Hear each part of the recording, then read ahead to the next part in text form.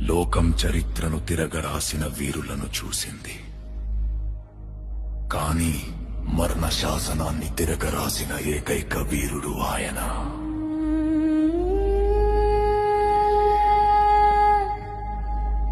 శత్రువుని కత్తితో చంపడం కాదు, తన ప్రాణాన్ని బలిగా ఇచ్చి ఆ శత్రువులోని శత్రుత్వాన్ని చంపిన మహాయోధుడు.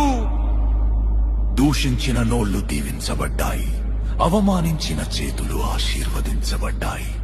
ఎందుకంటే ఆయన సింహాసనంపై కూర్చున్న రాజు మాత్రమే కాదు, ప్రతి గాయాన్ని తన కౌగిలితో మాయం చేసే ప్రేమ సామ్రాజ్య చక్రవర్తి.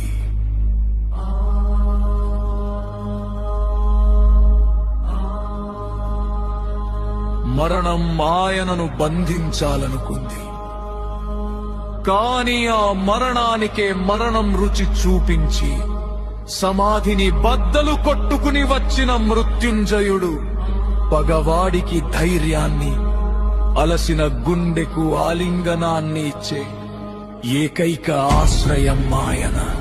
ఆయనే నా సర్వస్వం, ఆయనే నా యేసుక్రీస్తు.